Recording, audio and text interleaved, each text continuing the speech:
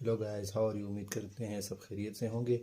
आज हम एक नए चैप्टर के एक्सरसाइज सॉल्व करने जा रहे हैं। उसका नाम है स्ट्रक्चर ऑफ एन एटम। तो एक्सरसाइज में सबसे पहले हमारे पास एज ऑलवेज एमसीक्यूज होते हैं। सबसे पहले हम एमसीक्यूज को सॉल्व करेंगे, उसके बाद short question, long question and then जो अदर पार्ट है structure, response question and so on. ठीक है, तो सबसे पहले हमारे पास पहला एमसीक्यूज है न्यूट्रॉन कैरी। न्यूट्रॉन के ऊपर कौन सा चार्ज होता है। याद रखिए कि एटम के अंदर 3 सब एटॉमिक पार्टिकल होते हैं, proton, electron and neutron. Proton positive charge, electron पे नेगेटिव चार्ज होता है, और जो न्यूट्रॉन होते हैं हमारे पास उस पे कोई चार्ज नहीं होता। तो नो इलेक्ट्रिक चार्ज, इसको न्यूट्रल भी कहते हैं, इस पर कोई भी चार्ज नहीं होता। ठीक है, इसके बाद हमारा दूसरा एमसीक्यूज है the smallest particle of an element is. के एलिमेंट का सबसे छोटा पार्टिकल कौन सा है हमारे पास। तो याद रखें कि बहुत सारे सेम एटम कंबाइन होके एक एलिमेंट बनाते हैं। तो जो हमारे पास इसमें राइट आंसर आ रहा है वो एटम सबसे स्मॉलेस्ट पार्टिकल होता है which can not be divisible. मतलब इसको हम फर्दर डिवाइड नहीं कर सकते, इसकी हाइड्रोलिसिस नहीं कर सकते। तो एटम सबसे छोटा पार्टिकल होता है, मॉलिक्यूल बड़ा होता है। सेल भी आपको पता है, और डीएनए ये लार्ज मॉलिक्यूल है। ठीक है, अब थर्ड वन है carbon has mass number of 12, it has proton and neutron. सबसे पहले तो हमें मास नंबर की डिफिनीशन आनी चाहिए कि मास नंबर होता क्या है। तो दोस्तों, मास नंबर जो प्रोटॉन और न्यूट्रॉन न्यूक्लियस के अंदर मौजूद होते हैं, इनकी कम्बिनेशन को कहते हैं। मतलब इन दोनों को मिला के इनकी जो टोटल तादाद बनती है वो किसी भी एलिमेंट के मास नंबर हो सकता है। ठीक है, तो इसका मास नंबर 12 है। तो इसका मतलब है कि इसमें नंबर ऑफ प्रोटॉन और न्यूट्रॉन 6 होने चाहिए, तो जब जाकर ये 12 बनेंगे। तो इन नीचे आप देखना है कि 6 ऑप्शन कौन सा है। तो ये हमारे पास ए आ रहा है, यानी 6 इसमें प्रोटॉन होंगे और 6 न्यूट्रॉन होंगे। ये भी गलत है, बी सी डी।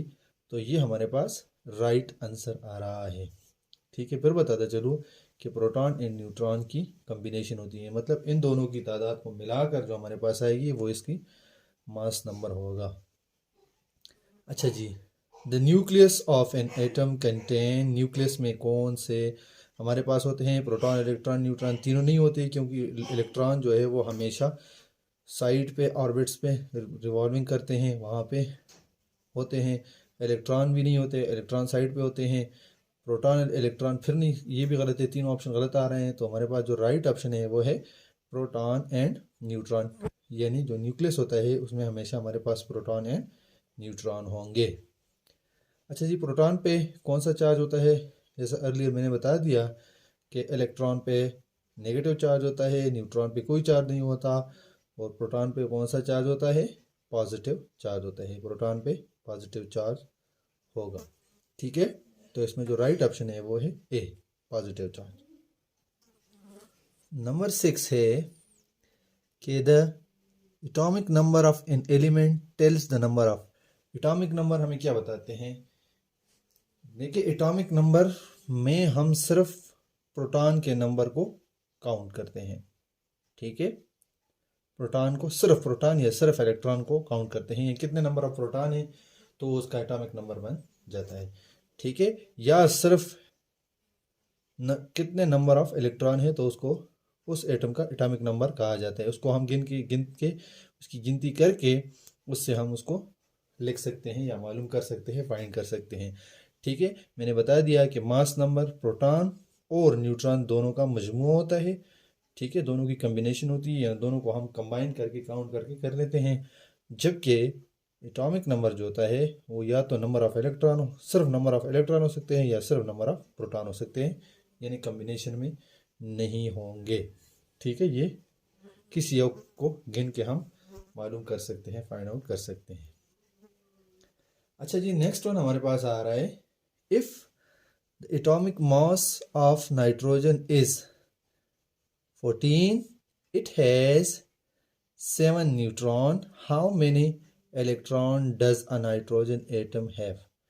ठीक है, कह रहे हैं कि अगर नाइट्रोजन का मास जो है वो 14 है और इसमें नंबर ऑफ न्यूट्रॉन 7 है, तो नंबर ऑफ इलेक्ट्रॉन कितने होंगे। पहले ही बता चुका हूँ कि मास नंबर प्रोटॉन और न्यूट्रॉन का मजमू होता है। तो कह रहे हैं कि अगर 7 न्यूट्रॉन है तो इलेक्ट्रॉन कितने होंगे, इलेक्ट्रॉन भी 7 होंगे, क्योंकि 14 है तो उसमें 7 प्रोटॉन होंगे और 7 इलेक्ट्रॉन होंगे। याद रखने कि जितने नंबर ऑफ प्रोटॉन होते हैं एटम के अंदर उतने ही इलेक्ट्रॉन होते हैं, तो उसका जो नेट चार्ज होता है वो 0 होता है। ठीक है, नंबर ऑफ प्रोटॉन और नंबर ऑफ इलेक्ट्रॉन हमेशा इक्वल होते हैं। ठीक है, नेक्स्ट हमारे पास आ रहा है वो है the mass number of an atom is represented bye. Mass number को हम किससे रिप्रेजेंट करते हैं, तो मास नंबर को हमेशा ए से रिप्रेजेंट किया जाता है। तो mass number of an atom is represented by A, और एटॉमिक नंबर को जी के साथ यानी जेड के साथ रिप्रेजेंट किया जाता है। मास नंबर ए और एटॉमिक नंबर जेड। ठीक है, अच्छा जी, इसके बाद नंबर 9 आ रहा है, वो है nitrogen is an element with the symbol N and the atomic number is 7, its electronic configuration represented as. तो ये इसकी इलेक्ट्रॉनिक कन्फिग्रेशन दी हुई है। ठीक है, इसको हम गिन लेते हैं कि पहले शेल में हमारे पास कितने इलेक्ट्रॉन हैं, दूसरे शेल में कितने हैं, तो उस हिसाब से हम लिख सकते हैं।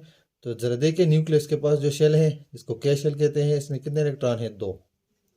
ठीक है, दूसरे शेल में 1 2 3 4 5, 1 2 3 4 5, यानी फर्स्ट शेल में 2 इलेक्ट्रॉन रिजाइड करते हैं जबकि सेकंड शेल में 5। अब हमने इसमें देखने हैं कि जिसमें 2 वाला ऑप्शन और 5 वाला ऑप्शन आ रहा है वो ठीक होगा, यानी पहले 2 वाला और उसके बाद 5 वाला।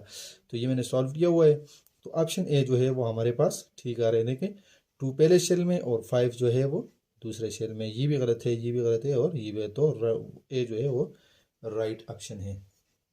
ठीक है, अब आखिरी क्वेश्चन है, आखिरी एमसीक्यूज क्वेश्चन है हमारे पास कि what is the sequence of element in the periodic table.